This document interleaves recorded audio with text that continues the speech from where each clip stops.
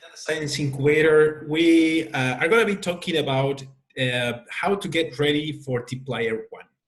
dplyr 1 comes with a bunch of great features, but also comes with some breaking code, meaning that your code with dplyr 1 might break. So how to get ready? Okay, we want to talk about this idea of refactoring, which in software development means changing the internal representation of your code without changing the external behavior. So there is a bunch to talk about that. Today I'm going to hopefully give you just an overview to motivate you learning more. So the idea is that you can save a lot of time and pain if you change your code in very specific ways, as opposed to just going for it and wishing yourself good luck.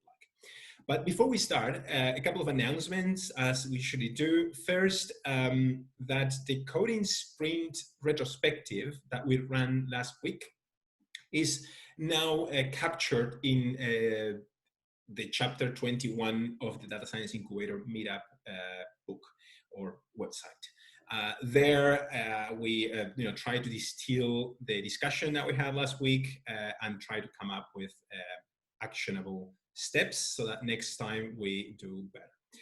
And then the second announcement is that because I would like to encourage other people to present at Data Science Incubator meetups, I'm trying to kind of build a system to make it easier to create the content so more people will do it. So the announcement is that if you now create a new issue, if you are at the Data Science Incubator repo and go to issues and create a new issue, you will be presented with this template that you can choose to basically get some prompts about how to structure your meetup. You will get questions such as, what is the audience of this meetup, why the meetup is or the content is important, what should be covered, and you will also get a checklist that I usually use for making sure I'm not forgetting anything while we present the meetups. So that said, we are now ready to talk about the topic of today. So we go to the refactoring issue, in particular issue number 31. And what you see exactly there is the template that I showed you before, but now complete with the specific content for this meetup. So I think that anyone in our organization that uses dplyr can benefit from this meetup. And also, even if you don't use dplyr, but are interested in having like an overview of what is refactoring. Why this is important? Well, dplyr announced that the version 1 is coming soon. As soon as you change the first number of version number, that means that there are breaking changes. So it includes, as I said before, great things, but also code that can break your code. So to save you time and pain, I would like to discuss some basic principles that can help you adapt to the upcoming dplyr 1. So the content I would like to cover is first to show you where to find those breaking changes that dplyr is announcing. So here at this link, you can go to the news.md file, which is a standard file to communicate with your users as a developer, which changes are in each new version. In particular, there's this section, breaking changes, that explains the things that changed in a way that can break your code. And then there's also new features and a few other things that you might be also interested in reading. But but for now, I think that for you to have that link there is good enough. Whenever you need to read more about what's coming and how to adapt, you know where to find the information. Also, and it is recommended by dplyr itself and in general, that you capture the R package environment of the projects that you want to protect from potential breaking changes. How you do that? Well, you can do that with renv, which is a package that allows you to create a package library, so a collection of packages with their specific versions that are specific for each project. Meaning that in one project that you rely on older versions of dplyr, you can use older versions of dplyr without needing that one version across your entire system. So one version in one package or one project, you could use dplyr 1, a new project that you start from scratch. And in another project, you might want to keep the code as is until you have time to change it. So you may want to protect that project using rm to keep just version, say, 0.8.5 or something like that. So how does that work? It's fairly simple. Here I have a project. Let me maximize this a little, increase the size of the font here a little bit. I have a project I've been playing with RM. I honestly, let me just do a new file because I don't want to still show you that information. I have this project that I've been playing with RM. I haven't used it a lot. It's just, I have just used it to practice to see how, it feels to use RM. And it looks pretty good to me. Basically, you tell RM that it should look or create a project-specific package library for the one project that you're working right now with the function init. So if I am at the project, say demo, this is my project, I would run rn : init, or I would first attach rm with library rm and then just run the function init. So what that will do, which I already did, it will create, let me scroll here. Maybe I need to kind of make this a little smaller. I went over the top with increasing the font size. So it will add this folder rm that will store the package library. So library has, for the version of R that you're using and the platform that you're using, in my case, Ubuntu, here I have all the packages that this particular project is using. And there is also metadata about those packages or about that entire library of packages. And that metadata is stored in this very important file called rm.log. If, for example, we try to find dplyr in this file, what we notice is that it contains, for each package in this that this project is using, it contains the specific version that the project is using, where it got it from. For example, it came from cloud.rproject.org, and so on and so forth. So a bunch of information that RM needs to know to be able to provide this project with a specific version of the packages that you want. And something that's really cool is that inside the same project, of course, you could have a branch that uses dplyr 0.8.5, as I'm using right now, or you could have another branch that, for example, uses dplyr 1. So even in the same project, you could create specific libraries for the code that you have at hand. So, while you prepare your code for dplyr 1, you may create a new branch and you may experiment with dplyr 1 in one branch and not in another. So in this branch dplyr 1, if I search for the package dplyr, let's see, dplyr. Okay, here, you see that this file describes as metadata that the version of dplyr that this branch is using is 0.8.99, which is, as we speak as today, it is what is going to become dplyr 1. So the other branch was using an older version, this branch is using a newer version, so I could use this branch to experiment and to see if my code breaks, how to fix that. So if you want to, so let's see what package version of dplyr I'm using right now. Package version of dplyr. So I'm using 0.8.5, right? But now I switched to this branch that describes that the package version of dplyr that it wants is a newer one. So how do I use then that specific library? Okay, I do rn restore. So RM will look into that file and will restore all the packages to, or as they are described in this special file called rm.log. So I run this function. It is telling me that from dplyr, for example, is going to kind of upgrade from 0.8.5 to the tidyverse dplyr, which is the development version of dplyr on GitHub instead of the one that is on CRAN. So if I say yes, I accept that change. Let's see what's the magic that is going to do. It's reminding me that I should probably restart my session. So I will do just that with Shift Control F10. And now I can rerun package version dplyr. And now I'm using the newer version. So let me scroll up to show you what we just did. I was using an older version of R.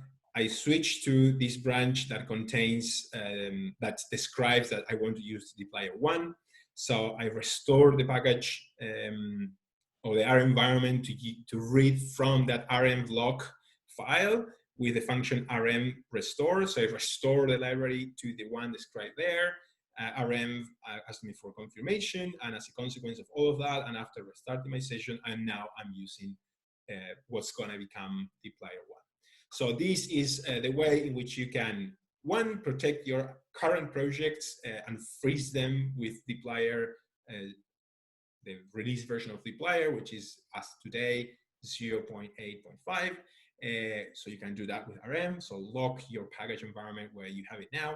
And on the other hand, you can use RM to experiment with dplyr 1 in another branch or in another project.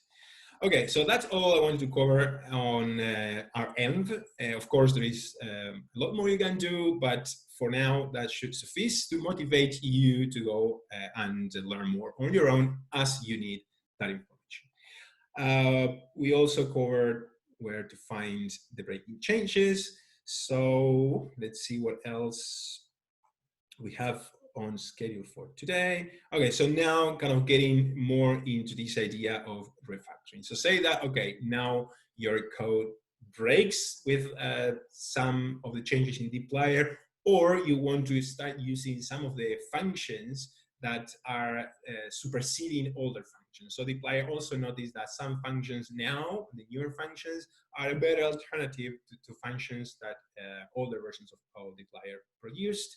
And they're okay with keeping both of them for now, but they decide that it's one, the new approach that is better. So it is the older version, the older functions are superseded. So you may slowly want to move from the older code to the newer code. So in doing that transition, refactoring, the idea of refactoring can be very useful. So what is refactoring? Refactoring, as you can read on screen, is a disciplined technique for restructuring an existing body of code, altering its internal structure without changing its external behavior. Which means if the external behavior of your code is being tested formally with some kind of test, like unit tests, for example, then you should be able to do these refactoring steps without those tests failing. So those tests should continue to pass. I'm going to show you a little bit, a glimpse of that in a moment, but I want to point you to this link, which sends you to the refactoring.com website by Martin Fowler, who is the author of a book called Refactoring, which is like an icon of this approach. It was written first edition like 20 years ago, and last year it was released an update, like second edition. It's a great book to read. And it also comes with a catalog. So if we click here, the catalog, what you notice is that depending on what you want to do, for example, say that you want to rename something, you can filter the catalog of refactoring moves, as they are usually called. You can filter just those that refer to renaming something. So for example, you could click on rename a variable, and here you have like a graphical representation of what the technique means. It is not described in full here because the description is in the book, and I guess that they want to sell books. But at least but that the names, at least the names of the refactorings are here. And what I wanted to show is that developers go about changing code in a very structured way. It's not like, okay, I'll just start changing this and changing that. And what happens if you do that? Then everything breaks, and then it's really hard to know if you're improving something or actually making it worse. So if you do follow these kind of recipes, these moves, refactoring moves, then you really minimize the chances that your changes are going to break existing code. Okay, so let's go back. So we discussed what refactoring is, show you the catalog, and let me show you like a tiny glimpse of what I mean, because so far that was, I'm sure, very abstract. So say that we want to do that refactoring called rename variable. So let's say that you have a file 1 with a variable called x, and x contains, in this case, the literal string something. So this script uses x, calls the function print, and print x, and then concatenates x to something else. So we run this, we print x, and then we concatenate something with something else. And then another file, file2.r, also concatenates x with something else. Okay, so how would you go about changing the name of, or renaming the variable x everywhere in your code base? Okay, hopefully the first step could be to ensure that you have tests that would break if x changes to something else. That way, if you make a change that is unintentional, your tests would warn you. But even if you don't have tests, let me show you a very kind of simple way to ensure that you change your code as you go without breaking any code whatsoever. So the first step would be to copy variable x and assign a new name, for example, y.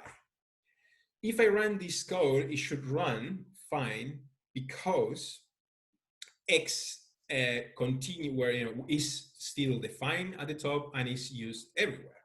So I could source this code and it should work just fine. But what happened if instead I removed variable x? So if I remove variable x and try to source this file, if I restart my session, if I want to source this file, it will break because the object x is not defined anywhere. Right?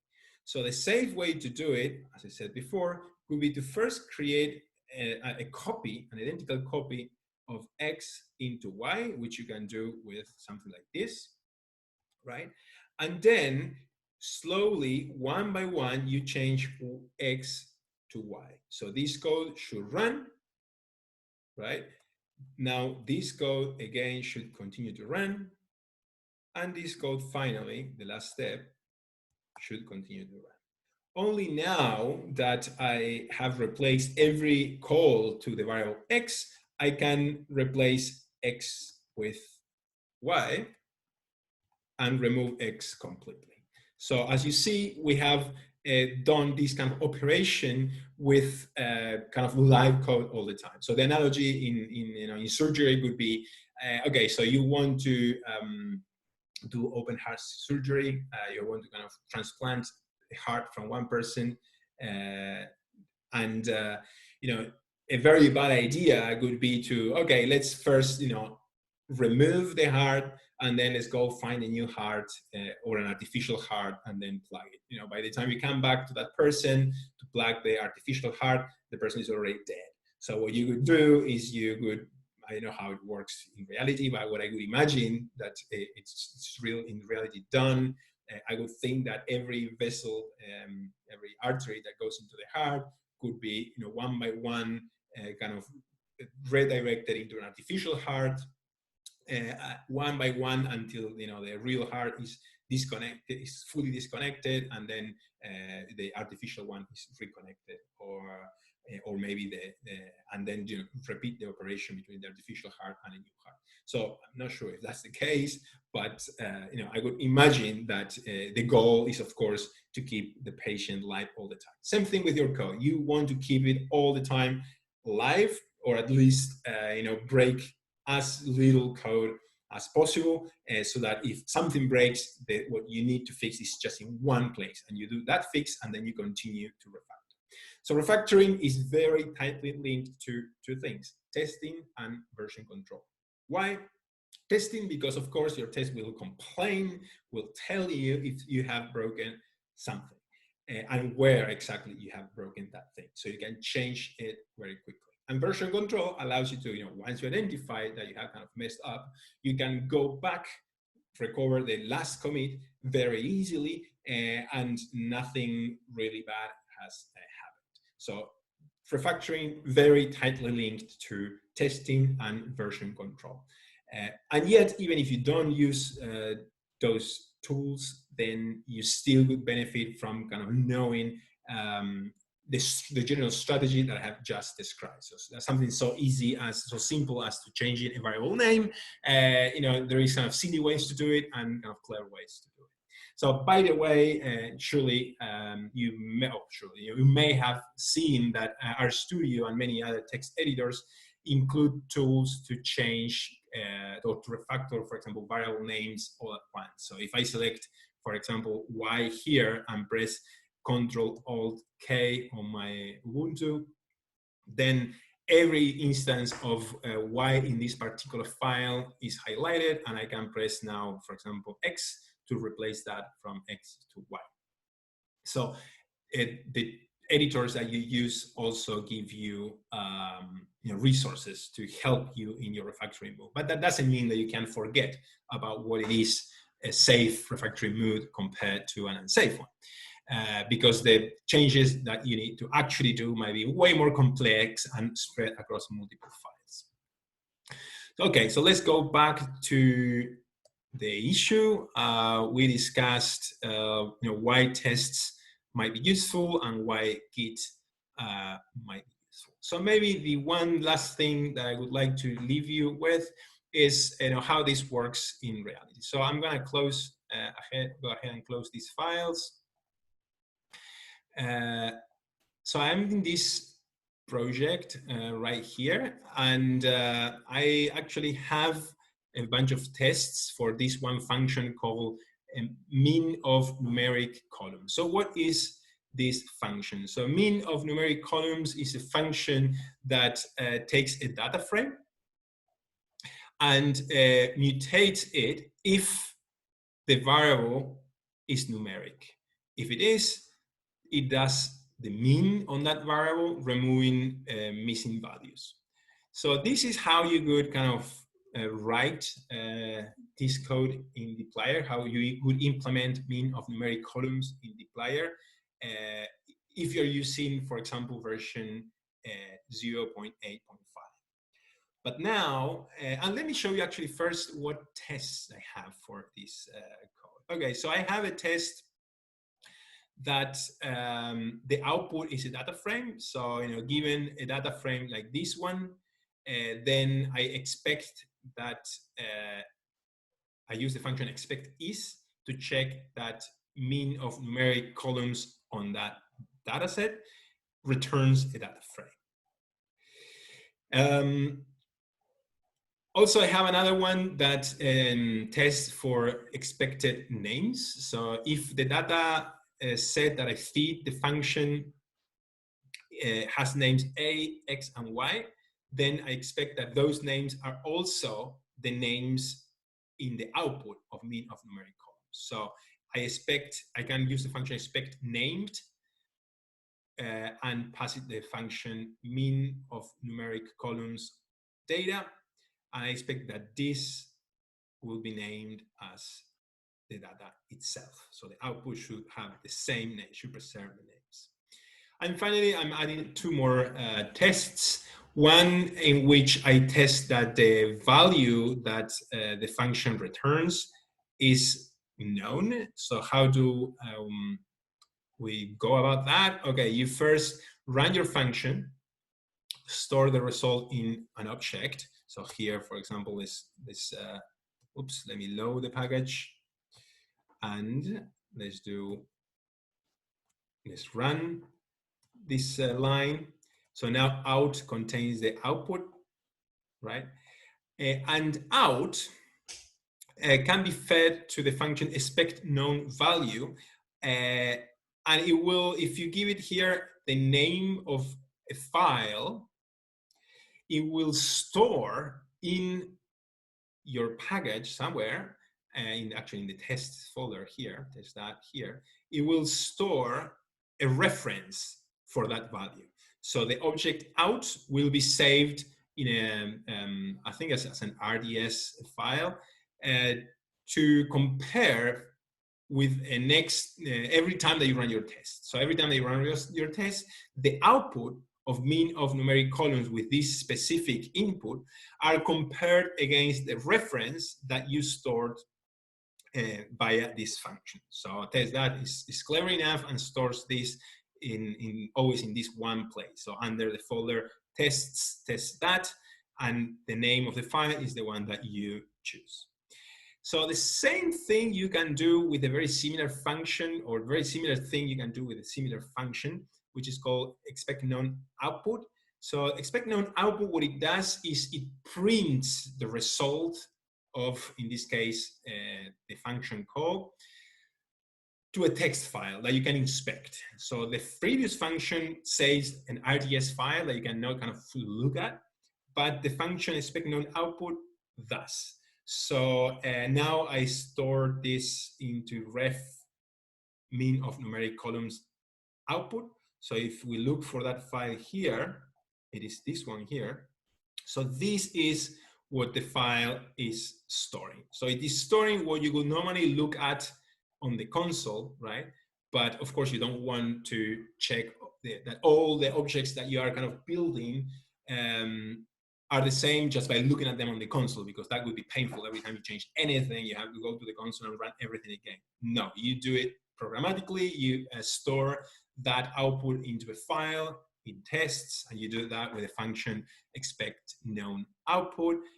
You print that result to a file and then test that. Every time you do a change, every time you run your tests, will compare your current output with the stored output, with a known output. And then if it has changed, then it will tell you, it will throw an error. Okay, so that is how tests are useful. For example, now I press Shift Control T, and that runs every change, every test here, and I can make sure that if they're all green, we're good to go. So in a blog post that I link here, you can read that the function mutate if is now superseded by this new approach, the approach of using just the function mutate combined with a function across. So this is what it is like the new way of doing it as of dplyr 1. So you would eventually want to change this code here, right, for this code over here. So how would you go about that?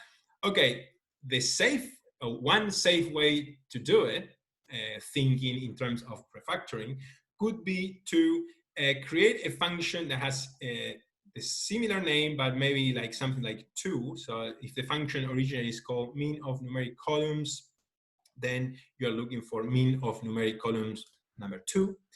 And externally, it looks almost identical except for the name, but internally, you replace this by this. Why do I not just do it directly like here? Well, because if I do this, every call to mean of numeric columns, if it breaks, it will all break at the same time, and that will create more chaos than a solution. So instead, what we want to do is, sorry, this is how things were before. instead, we want to, little by little, adapt our code. So we first start with a function that has, the change that dplyr recommended, right? And it is not the exact name, the exact function. It is called, or it doesn't have the exact same name. It has a slightly different name. So, okay, so now I can go to every of my tests and change one by one to use no longer mean of numeric columns, but to use mean of numeric columns 2. And every time I do that, I rerun my test. So let's start again by running the test, DevTools test with Shift-Control-T. And now I'm going to press Shift-Control-F to search in my project for every instance of the string mean of numeric columns to see where in my code base that function has been called. So let me scroll down. It's called in the namespace, which is a file that you don't edit manually. It is also called in this folder that is the render version of your documentation, which also you don't edit manually. And now is where it gets interesting. It is called here in R, sorry, in tests and in R. So in R, these are just the calls that we are seeing right away. So mean of numeric columns in the examples, which is this call here. Actually, I can click here and jump to where it is. Now, this one is the definition of mean of numeric columns. And this also match because it has a number 2, but I could exclude this with something like that is not number 2. So what I just type here means mean of numeric columns not followed by the number 2. And I can click regular expression, then find, and what I get, and I could also filter my search to say R scripts, and then I don't get the annoying results that I didn't care about. So now I see this occurring in R at the examples, also here in the definition. So that's nothing that I need to change for now. But instead, I do need to change every instance here in the directory test that. So let's click here to jump to this particular line of code. And now here I replace the original function with the new one that implements the new across function. So I do now Shift-Control-T. That tells me that the file hasn't been saved, so I can click on Save Selected File. That reruns my test, and all tests pass. Good news. So I have, with the analogy of the heart, I have removed one artery connected to the artificial heart, and the person is still alive. Okay, second iteration, this one here. Let's go to change the implementation of mean of numeric columns. Let's use mean of numeric columns number 2.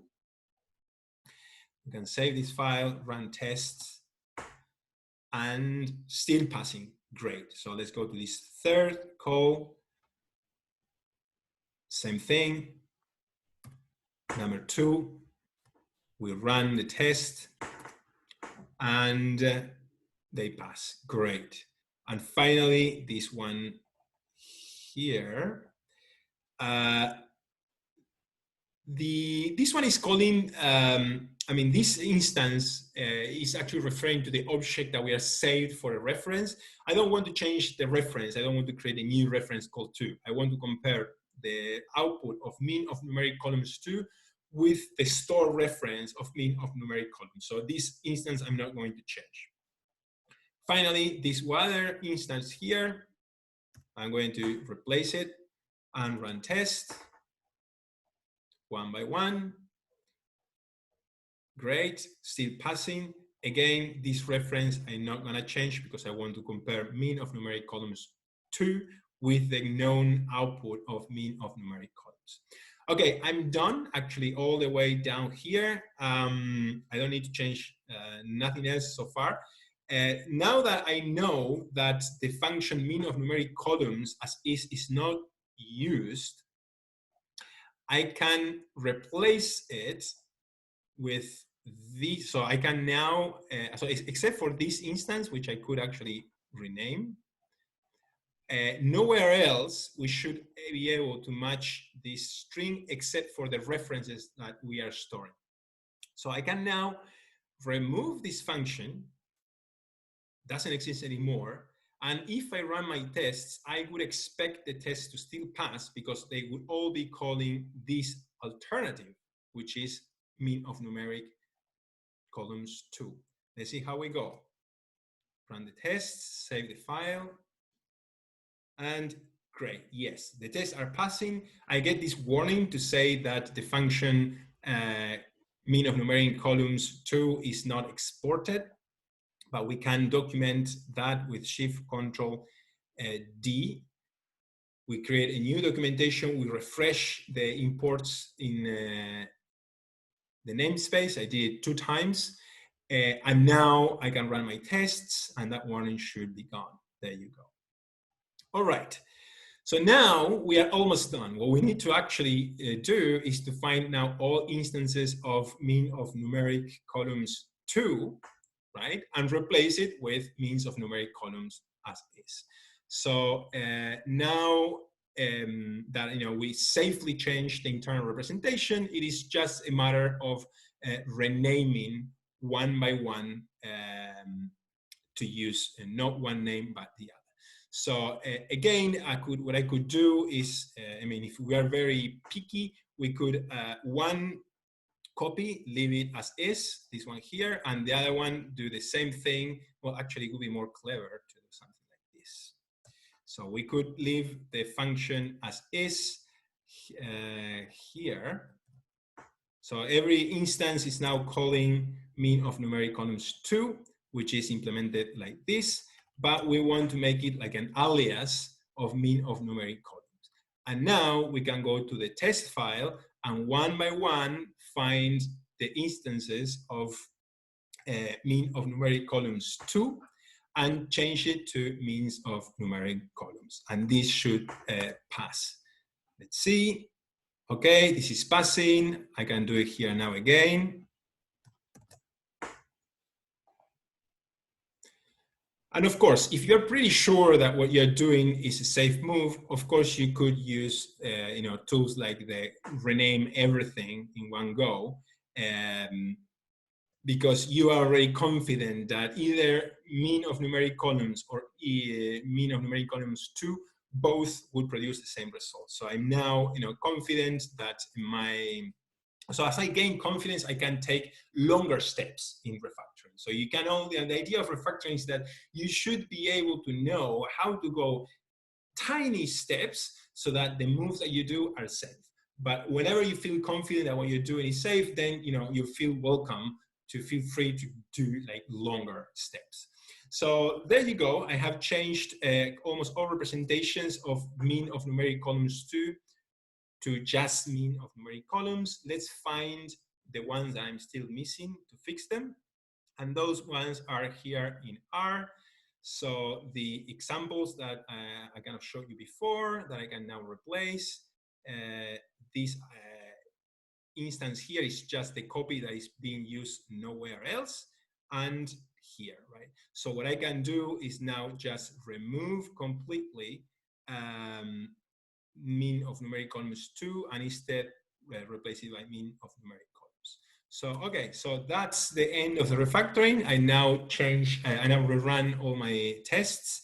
And now again, I get a warning that there is no exported function called mean of numeric columns. Before it was mean of numeric columns 2. So I document and run my tests again. And done. So that is my refactoring. So along the way, actually something I haven't shown is that each step you should be using version control to kind of create a safety net for yourself. I haven't done it. This is a refactoring that I feel fairly confident, but in real life probably I would have done a few commits along the way. But now is a good time to commit. Now that we have kind of passed all tests, I could just check here in commit. Maybe explore a little bit the changes that we have done. So now, as you can see, that the diff between what the situation we had before and now looks just like what we were asked to do, remove the mutate if and replace it with dplyr across. So that's it. We can do refactor,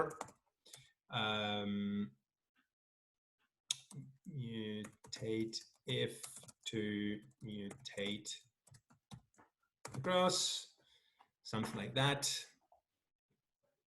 Could make a reasonable commit message, maybe not the best right now, but something informative enough.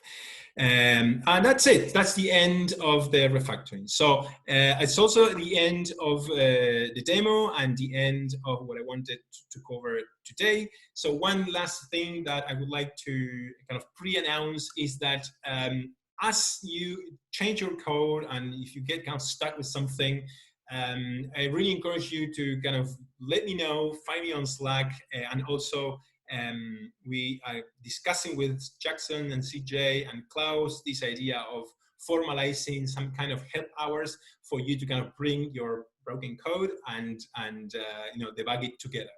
So hopefully, by pair programming, we could kind of refactor your code together. And both we can learn. So we can learn more about what changes in dplyr are breaking our code base, and you also can learn, how to safely make changes yourself. So hopefully, from that interaction, we will all learn more. So that's it for today. Thank you very much. I'm going to say goodbye and see you next time. Bye bye.